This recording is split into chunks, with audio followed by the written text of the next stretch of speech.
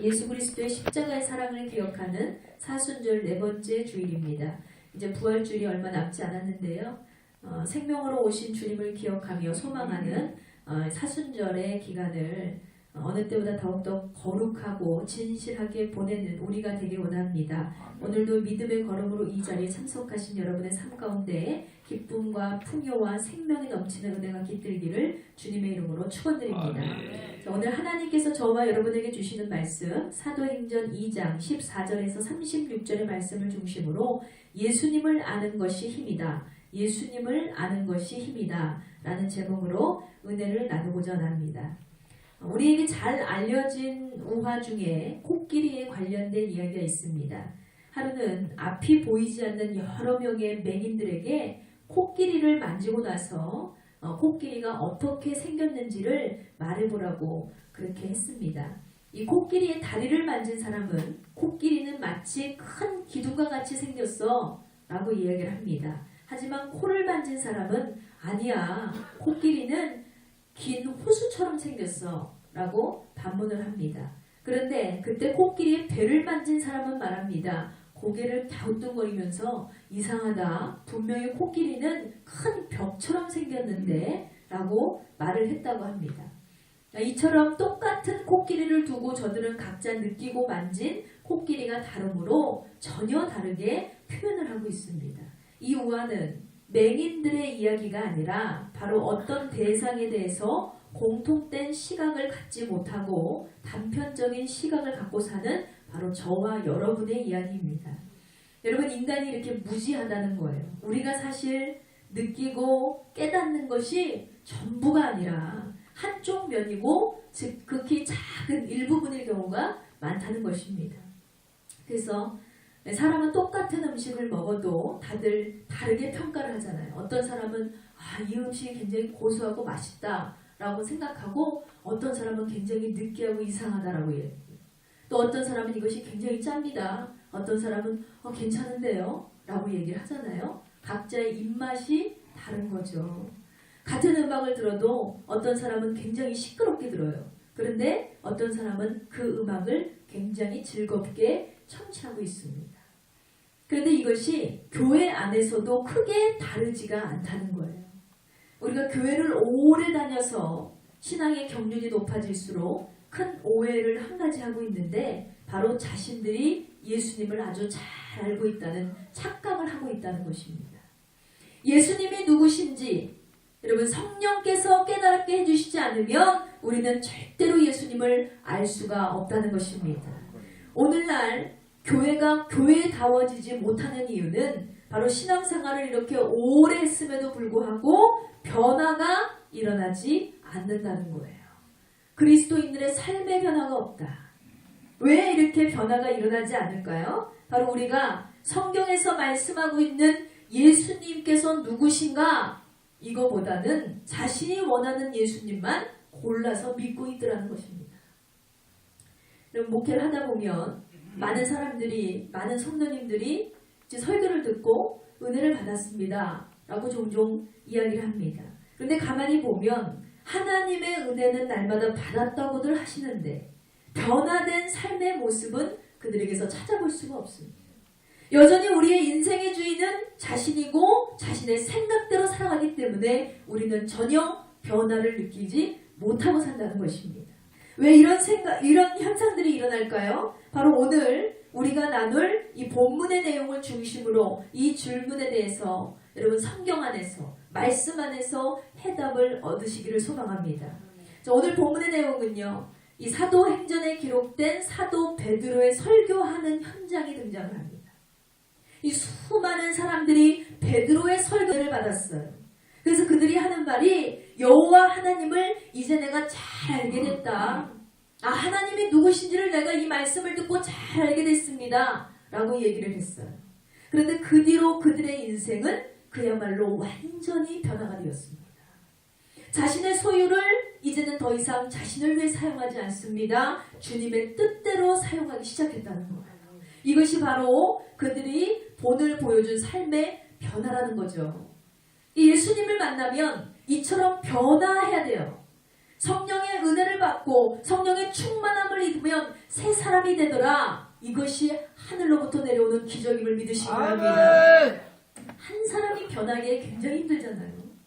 한 사람이 변화가 일어난다는 것은 정말 천지와 개벽할 노릇이고, 정말 이것은 돈으로도 살 수 없는, 어떤 무엇과도 바꿀 수 없는 기적이라는 거예요.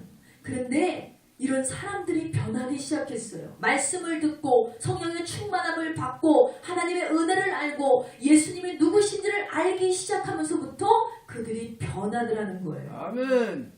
그런데 여러분, 오늘날 교회의 모습은 어떻습니까?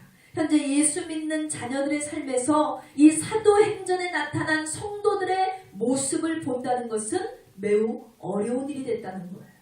이 사도행전에 일어난 기적은 다른 기적이 아니었습니다. 사람들이 변하더라. 말씀을 들으니 변하더라. 새 사람이 되더라는 거예요. 그런데 현재 교회들은 변하지 않고 있습니다. 그 안에 말씀이 사라지고 자신의 의가 드러나고 자신의 주권이 먼저가 되고 교회들이 그렇다는 거예요. 목사들의 권위가 높아지고 성도들의 지식이 높아지고 그 안에 말씀이 없고 사랑이 없고 감동이 없고 예수 그리스도가 존재하지 않으므로 사람들이 변화를 받지 못한다는 것입니다. 여러분, 한 주간 우리가 세상 가운데 치이고 눌리고 힘들게 살다가 이렇게 주일날 예배당에 나와요. 예배당에 와서는 하나님을 만나기보다는 우리는 세상에서 지친 심령들, 세상에서 지친 육체를 가지고 무엇을 생각하고 있습니까? 축복받기를 원합니다. 은혜 받기를 원합니다. 기적을 받기를 원하고 치유받기를 원하는 바로 심리적인 위안을 요구하고 있다는 거예요. 육신적인 만족을 이 자리에서 요구하고 있다는 거예요. 그러니 그런 사람들은 오늘 목사님의 말씀에 위로의 말씀을 받았습니다. 사랑의 메시지를 받았습니다. 그러면 큰 위로와 안심을 얻어요. 그러나 문제는 이렇게 심리적인 위안이라는 것은 결코 오래가지 않더라는 거예요. 예배 시간에는 분명히 은혜를 받고 감동을 받았는데 돌아서 나가는 순간 그 은혜와 감동을 싹 잊어버리는 거예요. 왜 우리에게 이러한 상태가 반복되는 것입니까? 바로 복음을 듣고도 거듭남을 경험하지 않는다면 진정한 위로는 존재할 수 없기 때문입니다. 이 평안과 안식은 여러분 누구로부터 옵니까? 오직 예수 그리스도만이 진정한 평안을 주심을 믿습니다. 아멘. 그러기에 변화된 인생을 살고 싶다면 여러분 가장 먼저 예수 그리스도가 누구신가? 아멘. 예수님은 과연 누구신가? 아멘. 예수님을 제대로 깨닫는 저와 여러분들을 간절히 축원드립니다. 아멘. 그렇게 할 때만이 가난 중에도 우리는 부유할 수 있어요. 몸이 아파도 우리는 행복할 수 있습니다. 고통 중에 있어도 즐거울 수 있습니다. 그렇게 기뻐하는 참된 그리스도의 삶이 바로 예수님을 알기 시작하면서부터 시작된다는 것입니다. 아멘. 그렇다면 여러분 예수님은 과연 누구십니까? 예수님은 곧 하나님이십니다. 아멘. 다 같이 선포합니다. 예수님은 곧 곧 하나님이시다. 하나님이시다. 아멘. 아멘. 역사는요. 여러분 시대적 역사는 바로 예수님의 탄생을 기점으로 BC와 AD로 나누어집니다. 아멘. 이 세상 아무리 위대한 인물들이 많다 할지라도 정말 역사상으로 위인들이 얼마나 많습니까? 대단한 사람들 굉장히 많습니다. 돈 있는 사람들 굉장히 많습니다. 화려한 기업이 엄청나게 많습니다. 그런데 아무리 위대한 인물이라 할지라도 역사의 기준으로 인정을 받은 인물은 한 사람도 없어요. 그럼에도 불구하고 이렇게 역사를 바꾼 인물이 바로 우리가 믿는 예수 그리스도십니다. 아멘. 이 예수 그리스도에 대해 당시 학자들이나 역사가들은요 이렇게 예수님이 우리의 역사의 중심이 되셨음에도 불구하고 아무런 관심이 없었다는 거예요. 문제는 지금도 마찬가지예요. 역사의 주인이시고 역사의 중심이 되신 예수님에게 관심이 없다. 관심은커녕 예수를 향해서 핍박하고 조롱하고 업신여기는 것은 여러분 예나 지금이나 마찬가지라는 것입니다. 날이 갈수록 박해는 심해집니다. 우리 예수님이 역사의 기준이 되시는데 어찌 우리가 그분을 무시할 수 있겠습니까? 여러분 올해가 몇 년도예요? 2016년도. 예수님의 탄생을 기점으로 표기한 연도라는 거예요. 우리가 인정을 하든 안 하든 이 세상이 하나님을 알던 안 믿던 예수님의 탄생을 기준으로 이 온 세상은 시간을 정하여 살고 있다는 것입니다. 그럼에도 불구하고 당시 학자들이나 역사가들이 그랬던 것처럼 역사의 기준이 되신 예수님에 대해서 세상은 도무지 관심을 갖고 있지 않습니다. 여러분, 이것이 바로 사람들이 불행한 이유임을 기억하시기 바랍니다.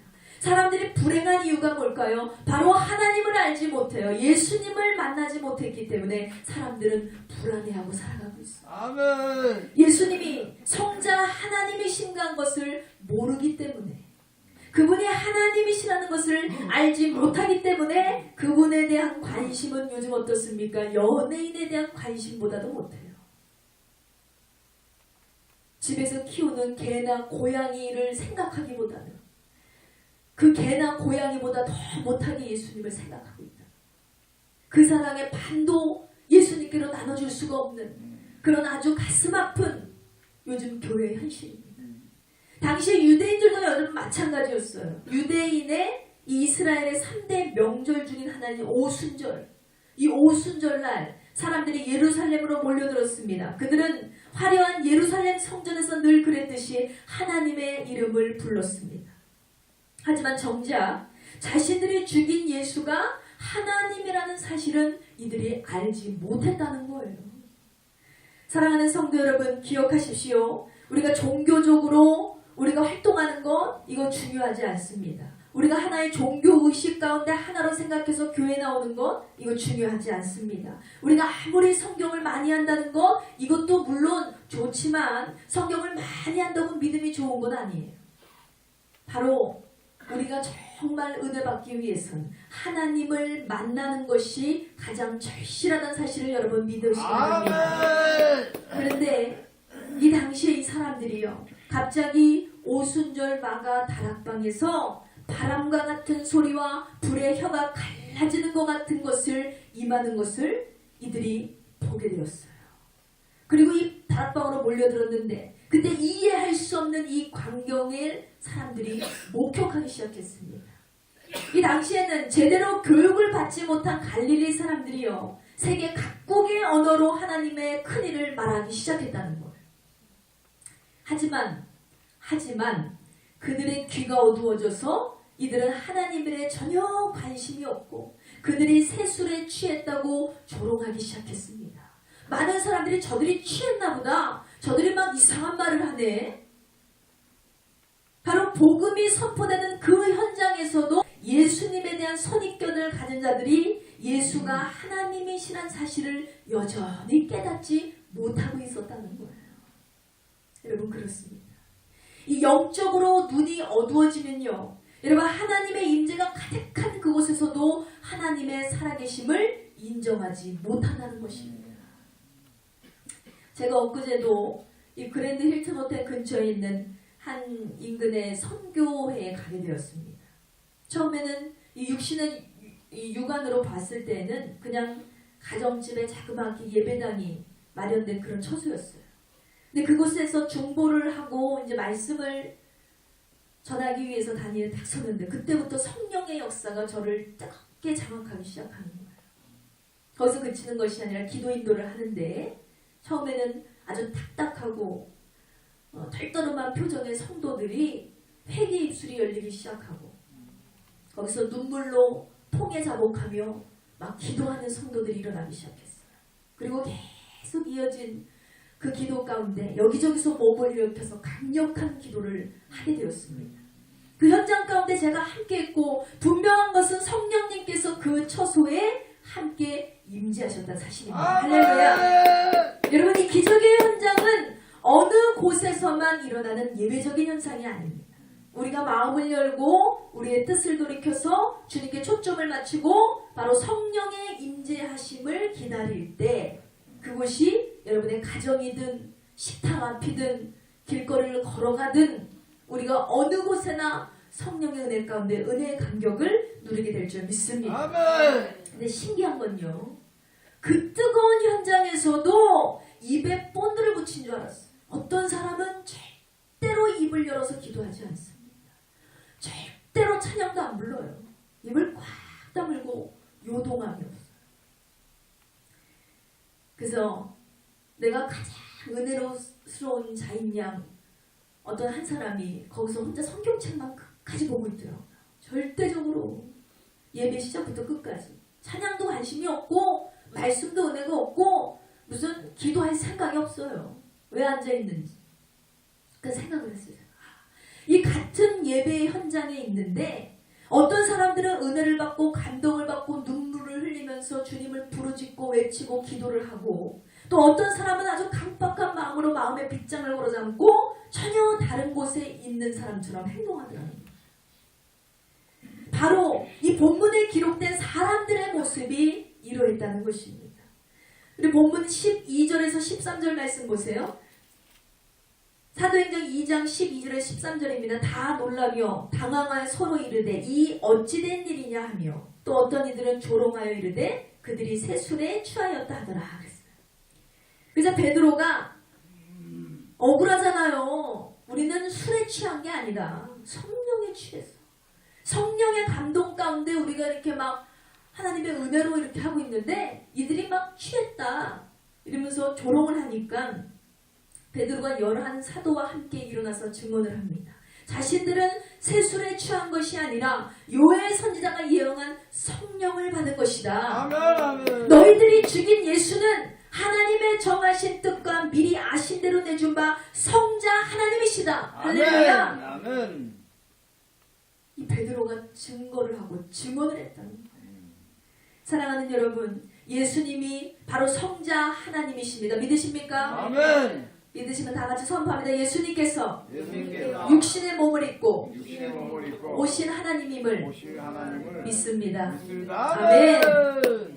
베드로가 다윗의 예언을 인용해서 증언한 것처럼 예수님은 성부 하나님께서 인류를 구원하시기 위해서 계획대로 보내셔서 십자가에서 내어주시고 다시 살리신, 하늘로 높이신 하나님임을 우리가 믿습니다. 아멘. 이렇게 우리는 누구를 믿어야 돼요? 예수 그리스도를 믿어야 아멘. 아버지께로 가고 천국 가고 영생을 얻고, 할렐루야, 아멘. 그분을 경배하고 높여야 될 줄 믿습니다. 아멘. 그 앞에 겸손히 나가야 될 줄 믿습니다. 아멘. 그러나 만약 그분을 하나님으로 인정하지 않는다면 그것은 제대로 된 믿음이 아니라는 거예요. 예수를 부인하면 그것은 이단입니다.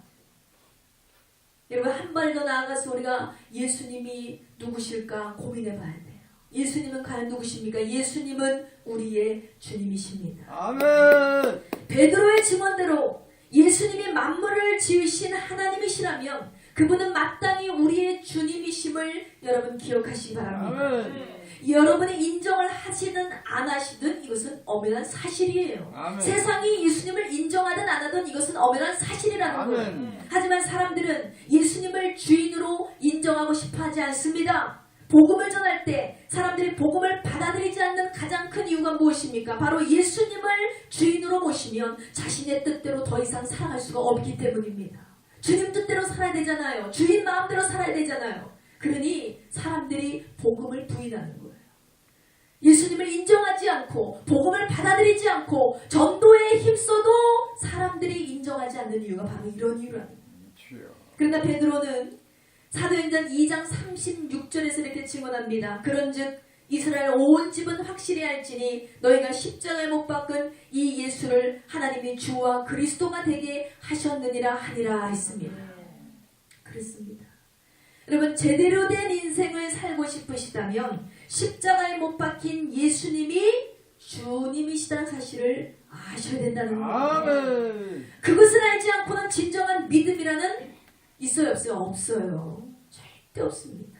저는 여러분 음악을 잘 모르는 사람입니다. 그래서 이 피아노를 잘 치는 사람들이나 여러 악기를 아주 능숙하게 다루는 사람들을 보면 굉장히 부러워요.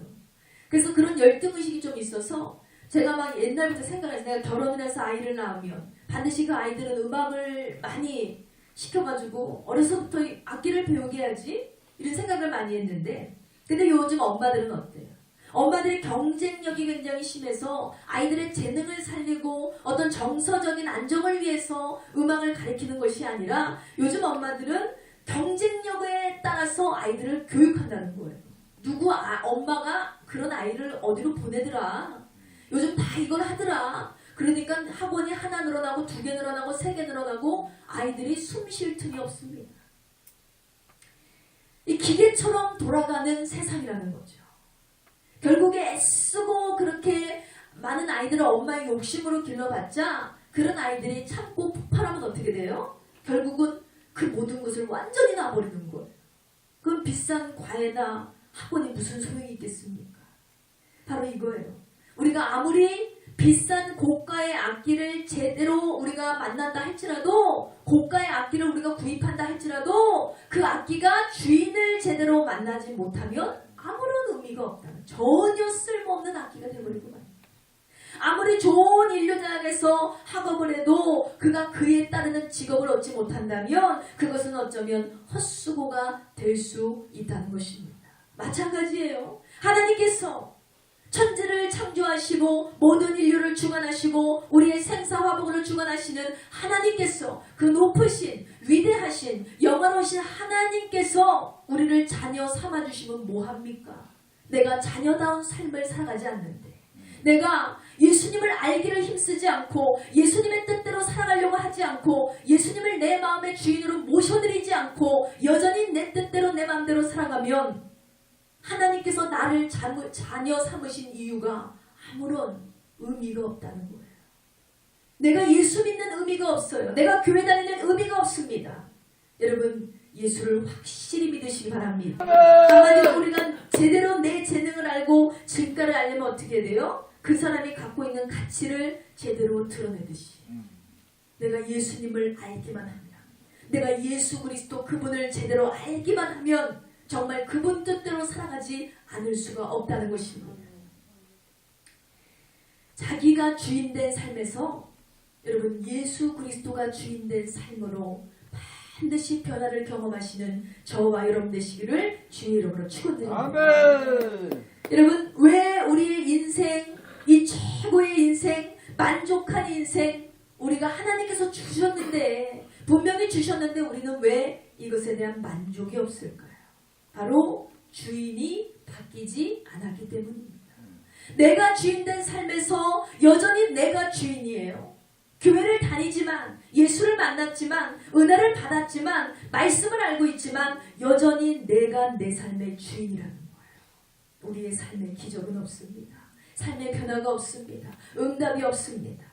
여러분 주인이 바뀌어야 될 줄 믿습니다. 다 같이 선포합니다. 주인이 바뀌어야 된다. 할렐루야. 아멘. 우리를 만드신 주인이신 주님께서 내 인생을 인도해 가시도록 그분께 우리의 인생을 내어드려야 된다는 거예요. 그분께 다 여러분 맡기시기 바랍니다. 그렇게 할 때만이 우리는 비로소 변화된 인생이 무엇인지 어떻게 고난 속에서 기뻐할 수 있는지 그 놀라운 비밀을 깨닫게 되기를 주님의 이름으로 축원드립니다. 자 마지막으로 예수님은 누구십니까? 예수님은 그리스도십니다. 다 같이 선포합니다. 예수님이 그리스도시다. 아멘. 자, 필립 안시가 쓴 책 중에 내가 알지 못했던 예수라는 책이 있습니다. 저는 이 책을 보면서 깜짝 놀랐어요. 이 책에 보니까 이 책에 들어있는 내용은 어떤 사람들이 예수가 그리스도라는 사실을 의외로 알지 못한다는 거예요. 어떤 사람들이? 교회에 다니는 사람들이. 제가 이렇게 말씀을 드리면 어떤 사람 예수가 그리스도라는 사실을 모르는 사람이 어디 있어요? 세상 사람들이나 그렇죠. 근데요 우리가 가만히 생각해보면 아니 세상 아무리 교회 안 다녀도 예수를 모르는 사람들이 있을까? 라는 생각을 해요. 미전도 종족이라면 모를까? 이렇게 생각하는 사람들 많습니다. 여기 우리 전도팀들이 있지만 한 3년 전인가? 현재 우리 김구역자님이 사는 그 동네 거기에 홍은중학교라고 있어요. 거기 도방전도를 우리가 갔어요. 그래서 학교 시간에 아이들의 학교 시간에 교문 앞에서 아이들에게 과자를 나눠주면서 말씀을 전하기 위해서 섰습니다. 애들이 막 끝나니까 막 쏟아져 나와요. 애들이 열심히 공부하고 얼마나 배가 고프겠어요. 그때가 아마 이맘때쯤이었어요. 쌀물 달걀을 가지고 부활절 이제 전도를 하기 위해서 갔는데 애들에게 내려오는 아이들이 그랬어요. 얘들아, 예수님이 너희를 위해서 십자가에 달려 돌아가셨다가 3일 만에 부활하셨어. 이 부활절 달걀이 한번 먹어봐. 그랬더니 애들이 부활절이요? 누구요? 예수님이요? 이러는데 저는 장난인 줄 알았어요. 근데 예수가 뭐예요? 이러는 거예요. 이런 학생들이 있어요. 저는 장난인 줄 알고, 야, 너 예수님 알잖아. 너 교회 한 번도 다녀본 적 없어? 근데 교회도 다녀본 적이 없고 예수가 누군지 들어본 적이 없다는 거예요. 처음 들어본대요. 여기 어디 열악한 아주 소수민족들이 사는 동네나 있을 법한 얘기라고 생각을 했어요. 모든 사람들이 하나님을 알고 모든 사람들이 예수를 알고 모든 민족들이 교회를 알지만 그렇지만 그들이 받아들이지 않기 때문에 안 나가는 거야라고 저는 생각을 했거든요. 그런데 알고 보니까 그게 아니에요. 진짜 예수가 누군지 들어본 적이 없는 사람들이 있더라는 거예요. 이것이 바로 여러분의 자녀들의 이야기, 우리가 사는 현재 삶의 청소년들의 현실입니다. 그런데 또 교회 다니는 사람치고 예수가 예수 그리스도라는 사실을 알지 못한 사람이 어디 있어? 라고 우리가 생각을 하잖아요. 그런데 여러분 여기서 안다는 사실은요, 단순한 지식을 얘기하는 것이 아닙니다. 우리가 성경을 아는 것 자체가 예수를 다 안다고 말할 수가 없어요. 예수님의 그리스도라는 사실을 알면서도 인생의 고난과 역경 속에서 좌절하는 사람이 여러분 어떻게 예수님을 안다고 확신할 수가 있습니까? 마태복음 16장 16절에 보면 베드로는 예수님께 이렇게 대답했습니다. 시몬 베드로가 대답해 이르되 주는 그리스도시요 살아계신 하나님의 아들이시로이다 했습니다. 할렐루야. 여러분 베드로는요 예수님이 주님이시요 그리스도라는 사실을 알고 고백한 사람입니다. 아멘. 그러나 여러분 베드로가 원래 어떤 사람이에요? 여러분이 잘 아시다시피 예수님께서 십자가에서 죽으시는 것을 보고 주랭랑을 친 사람이에요. 예수님께서 끌려가시는 것을 보고 도망친 제자가 바로 베드로라는 거죠. 그러니까 알았어요. 예수님과 함께 동행했고 예수님과 함께 기도했고 예수님과 함께 먹고 자고 예수님과 함께하고 그가 어떤 분인지를 알고도 그 믿음의 고백을 했던 베드로도 예수님을 부인하더라는 거예요. 그런데 그것이 바로 무엇을 의미합니까? 당시에 베드로의 입술에서 예수님은 그리스도시고 구원자십니다 라고 했지만 그 베드로의 삶 속에서는 예수 그리스도가 아니라 무기력하게 죽어가는 인간인 뿐이었다는 것입니다. 여러분 이래서 삶의 변화가 필요한 거예요. 중생의 변화. 그러니까 입술로는 주님은 그리스도십니다 라고 하지만 그 입술만 떠드는 거지 내 삶 속에 내 마음 속에 꽂혀있지 않은 거예요. 예수님이 누구신지가. 그래서 여러분 우리가 삶의 변화를 느껴야 돼요. 하나님의 말씀으로 뒤집어지는 역사, 오순절 다락방에서 임했던 성령의 역사, 이것을 왜 우리가 강조하고 있습니까? 바로 그냥 편하게 예수 믿으면 되는데 우리의 입술에서만 찰랑찰랑거리고 있다는 게 문제예요. 우리가 하나님을 사랑한다고 하지만 하나님을 알고 있다고 하지만 우리의 입술에서만 찰랑찰랑거리고 있다. 우리의 마음속 깊은 곳에 믿음으로 그분을 모셔드리시기 바랍니다. 아멘. 베드로를 보세요. 여러분 그렇지 않고서 어떻게 그가 그리스도를 버리고 부인할 수 있겠습니까? 근데 십자가 앞에 몰려든 청중들의 말처럼 자기를 구원하지 못하는 그리스도는 그리스도일 리가 없어 라고 생각했기 때문에 그가 도망간 거예요. 그러나 오늘 본문에 있는 베드로는요 달라졌어요. 여러분 그렇게 그가 주는 그리스도시요 살아계신 하나님의 아들이십니다 하고서 쌩 도망갔는데 그랬던 베드로가 달라졌어요. 담대히 일어나서 사람들 앞에 증언합니다. 너희들이 십자가에 못 박은 예수님은 바로 하나님이 주와 그리스도가 되게 하셨노라 했습니다. 할렐루야. 아멘. 보세요. 여러분 사람이 변했어요. 비겁한 제자 베드로가 예수를 위해 살고 예수를 죽는 인생 사도 베드로로 변했음을 여러분 기억하시기 바랍니다. 아멘. 변화된 베드로의 모습이 어떻습니까? 이제 베드로는 도망가지 않습니다. 사람들이 네가 예수를 믿는다면 내가 너를 죽일 거야 해도 도망가지 않습니다. 생명을 걸고 예수 그리스도를 증언하는 사람이 됐다는 거예요. 다 같이 선포합니다. 입술로만 믿지 말고 가슴으로 믿자. 가슴으로 믿자. 할렐루야. 아멘. 바로 성령의 인내하심을 통해서 베드로는 이제 더 이상 입술로만 떠드는 고백을 하지 않습니다. 입술로만 예수를 믿지 않습니다. 입술로만 찰랑거리지 않습니다. 그는 이제 참된 믿음을 가슴에 심었다는 거예요. 아멘.